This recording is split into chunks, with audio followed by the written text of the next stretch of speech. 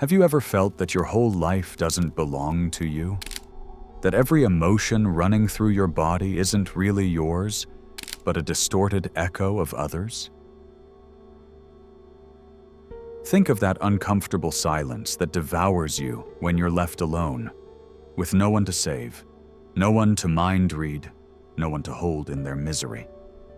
In that instant, you discover you don't know who you are, because everything you've been is a dirty mirror reflecting other people's anguish. I'm talking to you, the one who's spent too long being everyone's emotional sponge, the one who believed themselves strong for absorbing pains that don't belong to them. Today, I want to rip that mask off you, even if it hurts. Picture it. One day, without warning, you decide to stop pleasing. You decide to silence that automatic yes you always said, even when you wanted to scream a no. And the whole world, like an angry swarm, starts to fall apart. Those who were used to your submission feel betrayed. They call you selfish, cold, even cruel. But what they call cruelty is nothing more than the beginning of your freedom. And while the chaos multiplies outside, inside you a far more dangerous war begins. The sensation of absolute emptiness, the suspicion that without that savior role, you are nothing. That's where Jung drove the deepest scalpel. The passage from neurotic, compulsive, self-destructive empathy to a conscious, individuated empathy, with boundaries no one else can cross. What's terrifying is not that others reject you. What's horrifying is looking in the mirror and not recognizing the face that looks back at you, because you no longer know which emotions were yours and which were other people's parasites. Suddenly, the warmth you used to feel turns into an icy coldness. You wonder if you've broken, if you've become a monster incapable of feeling. You don't understand that this apparent dryness is not the death of your soul, but the silence before a rebirth. You're crossing the psychic purgatory where the invisible contracts with the collective shadow begin to burn. And as they burn, you hear the screams of those losing their emotional puppet, but also the creak of the chains you wore for years as if they were skin. I want you to imagine that scene with rawness, the family that accuses you of having hardened, the friends who step away because you no longer sacrifice yourself for them, the looks of incomprehension stabbing like knives. Outside, panic. Inside, an emotional desert. And right there, in that apparent nothingness, something unknown begins to emerge, your true voice. That voice you had buried under decades of people-pleasing begins to whisper at first, then to roar until you can no longer ignore it. It is the birth of a personal force that kneels before no one, that doesn't ask permission to exist, that doesn't negotiate its identity for a little approval. It's a forbidden path because it breaks with centuries of social conditioning. It isn't designed for the weak. It's a journey of confrontation with your own shadow. And I'm not talking about the romantic, poetic shadow some paint, but the inner beast you fed by silencing your needs, swallowing your rage, yielding your place. That shadow, when you decide to face it, demands a brutal confession. That you've lived more like a ghost than like a human being. That you've hidden behind emotional usefulness to avoid the terror of not knowing who you really are. And here comes the most unsettling part. The instant you let go of the burden, you discover that many leave. Those who were with you not out of love, but out of convenience, vanish like smoke. And in that painful exodus, a small group remains, reduced, almost invisible. Why? Because they weren't in love with your role, but with your essence. They're the ones who see the real you, not the emotional function you used to perform. The rest were supporting actors in the play of your self-annihilation. Now, without that scenery, the show is canceled, and you're left alone on the empty stage. That emptiness, if you dare to endure it, turns into power. the psychic energy you once drained to hold up the world returns multiplied. With it come iron boundaries, solid self-esteem, and a radical authenticity that unsettles everyone who lives by appearances. Because now your empathy doesn't arise from sacrifice, but from integrity. You're no longer a hostage to the need to please, no longer a slave to others' judgment. You've crossed the line that separates the broken empath from the conscious empath. And that crossing, though it may seem like an unforgivable transgression, is in fact your most sacred right, to exist without having to be useful to anyone. So listen carefully. The price of your authenticity will be high. They will point at you, slander you, even hate you. But what will frighten you most isn't the external loss, it's the internal metamorphosis. Because the day you stop reflecting others, you'll face the most terrifying question there is: who am I when I no longer live in anyone's eyes? That answer won't come from outside. No teacher, no book, no applause will give it to you. You'll only find it in the rough silence of your own heart, when you discover that solitude wasn't your enemy, but the door to your freedom. And now tell me, are you prepared for the world to hate you if that's what it takes to love yourself? Do you have the courage to walk through that desert, knowing you'll lose almost everything, except the one thing you should never have sacrificed? Your true identity? Because this journey isn't for everyone. This journey is for those who prefer the discomfort of truth to the sweet poison of lies. For those who can no longer stand being a shadow in the lives of others. For those who, even trembling, decide to drop the mask and let the world burn if necessary. Welcome to the passage Jung called individuation. It's not a stroll, it's a fire, it's a collapse. It's the death of the people-pleasing character and the birth of someone you've never seen before, yourself. And that encounter, I warn you, will be the most disturbing and the most liberating experience of your life. You've come this far, you've watched everything crumble around you, and you're still breathing. But don't be mistaken. The worst part isn't that others leave. The worst part is that the voice in your head starts to turn into a ruthless tribunal. Because when you're no longer defined by external applause, self-criticism emerges. That invisible judge that feeds on every insecurity you've cultivated for years. And here lies the real battlefield. It's not your relatives, your friends, or your environment that pose the greatest danger, but that constant murmur telling you you're making a mistake, that you'll be abandoned again, that you'll never be enough if you stop carrying other people's emotions. That voice isn't yours. It's the inheritance of all the psychic contracts you signed without reading, the collective shadow settling inside you so you'll keep obeying. But there's a secret very few dare to face. When you dare to disobey that voice, when you refuse to kneel before its judgments, something deeper appears. An old instinct, an inner compass that was always there but that you never listened to. It's authentic intuition, not the intuition disguised as hypervigilance to detect others' emotional states, but the intuition that speaks about you, about what you desire, about the place you belong to.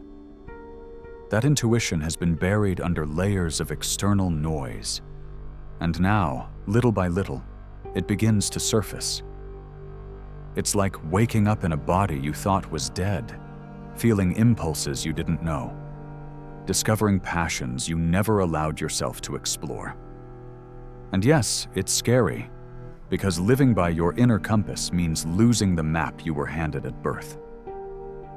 Here, a disquieting phenomenon occurs. Memories begin to reorganize. What you once considered acts of kindness reveal themselves as chains disguised as love.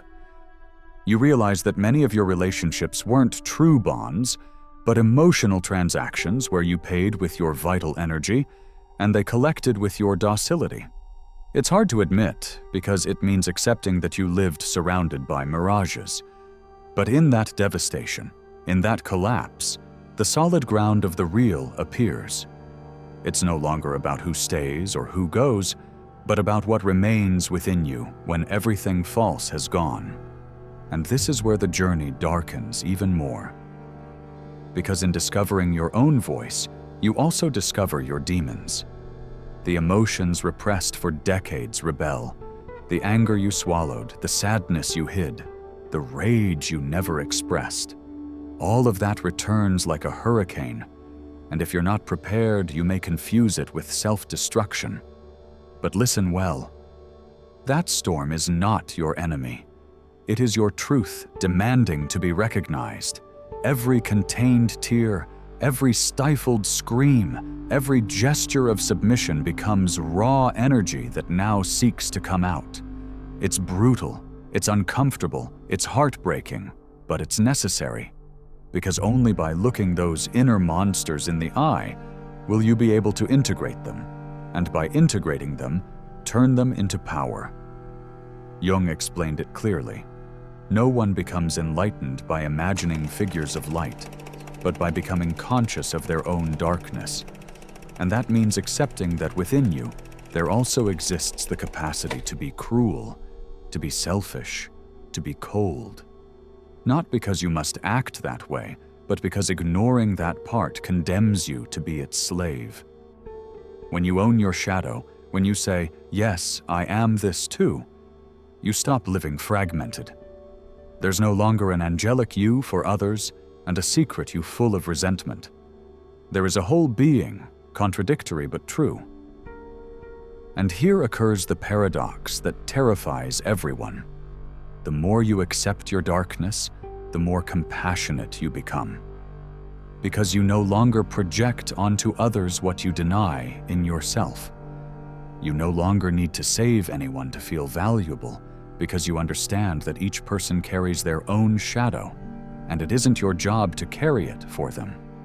Mature empathy is born here, in the recognition that someone else's pain isn't your sentence, that you can accompany without absorbing, listen without dissolving, love without erasing yourself.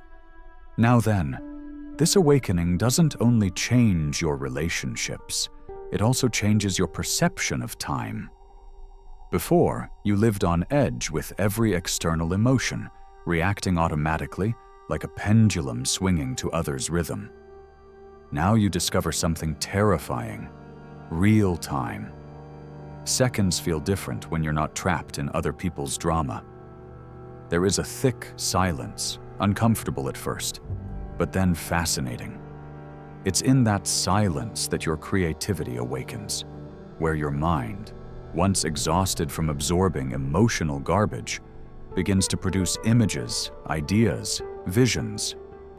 There you understand that the psychic energy you squandered holding up others' worlds returns like a torrent. And that torrent can destroy you if you don't channel it, or it can give you a completely new life if you learn to handle it. What no one warns you is that this new life demands radical courage, because you will never be able to be who you were before. Even if you try to fake it, even if you want to return to the people-pleasing role, your shadow has already shown you the truth. And once you see, you cannot unsee. That is the condemnation and the blessing of the individuation process, to lose the innocence of the mask forever. And although at first it seems like a punishment, you'll soon discover it's the only path to authentic freedom. So ask yourself right now, which do you prefer? To be the emotional sponge everyone adores while you slowly wither? Or to be the unsettling presence that bothers many but breathes its own truth? Because in the end, the choice is yours. And every time you say, no, every time you choose your voice over someone else's, every time you hold your boundary even as the ground trembles, you are reclaiming something you should never have surrendered: your right to exist in fullness. And when you finally reclaim that right, something unsettling begins to happen. You discover that power doesn't lie in what you say, but in what you no longer need to explain. Because before you lived justifying yourself, convincing others that your decisions were valid, asking permission with every gesture. Now, by contrast, your silences become more eloquent than any speech. That's when people start to look at you with suspicion, because they don't understand how someone who was always predictable suddenly becomes unfathomable. What used to be submission turns into mystery, and mystery is terrifying for those who only know how to relate to puppets. That mystery turns you into a dangerous mirror. Whoever approaches you no longer finds the sponge that absorbed their emotional trash, but an implacable reflection of themselves. And then discomfort arises.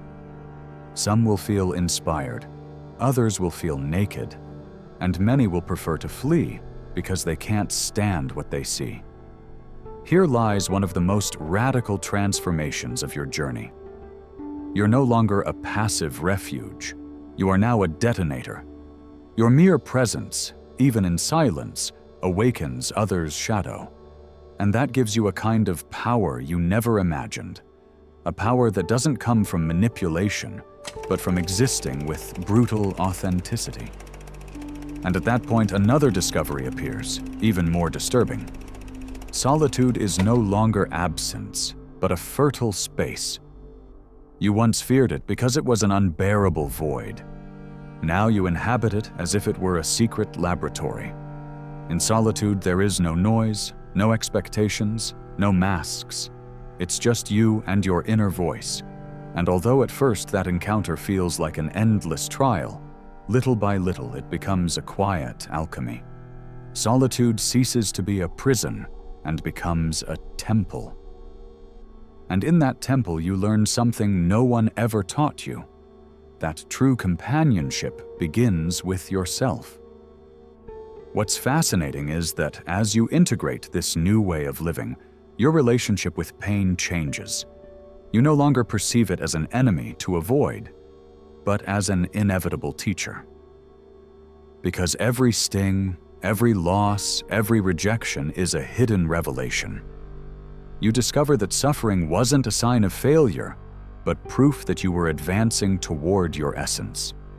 And the most ironic thing is that when you stop fearing pain, it stops dominating you. You look it in the face, you pass through it, you turn it into strength. That is what Jung called transformation. Not escaping the wound, but embracing it until it shows you what you needed to learn. But I want you to listen closely to this detail, because it's key. In this process, you'll realize that society doesn't tolerate awakened people well. Not because you're a physical threat, but because your existence breaks the invisible rules that keep the collective asleep. The person who no longer plays the assigned role reveals the fragility of the entire system. That's why, when you start living from your authenticity, prepare to see how others try to push you back into your old part. It won't always be with shouting. Sometimes it will be with disguised praise, with poisoned compliments, with subtle attempts to return to you the martyr's crown you no longer want to bear. But if you fall, if you return to your old position, you'll feel a suffocation worse than any rejection, because you have already known freedom, and going back would be like living buried alive. And here comes the most fascinating part. When you hold that authenticity, even in the midst of discomfort, the universe begins to reconfigure itself around you. Different people arrive, not because you seek them, but because your new energy calls them. People who don't need you to save them, but who walk beside you. Relationships that aren't built on dependency, but on conscious choice. And the most striking thing is that by no longer being indispensable to everyone, you become invaluable to a few. Those few will see in you what was always hidden, a complete human being with light and shadow, with strength and vulnerability, someone who doesn't pretend, someone real. This is the secret almost no one wants to accept.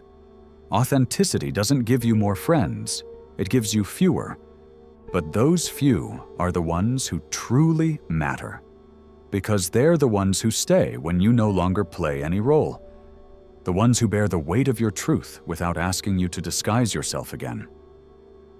And although the price is high, the reward is incalculable. You no longer live surrounded by crowds that consume you, but by a few who quietly uphold you. Think of this as a metamorphosis. The worm that drags its body across the ground can't imagine that within it beats the possibility of flying. But the process is neither romantic nor easy, it's brutal. The cocoon is a tomb, and the transformation is an internal demolition. The same happens with you. To reach your radical authenticity, you must first allow the old version of you to dissolve completely. Only then, from the ruins, do wings emerge that were always hidden. And when you spread them, you realize you will never crawl again. So tell me, will you keep carrying everyone's emotions until you break? Or will you dare to cross that inner hell to discover your true form? Because what awaits you on the other side is not comfort. It's something much more unsettling and powerful.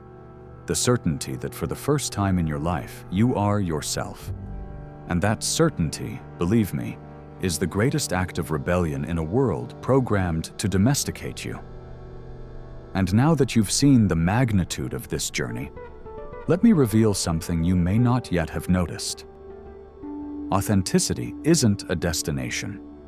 It's an open wound that never stops bleeding entirely.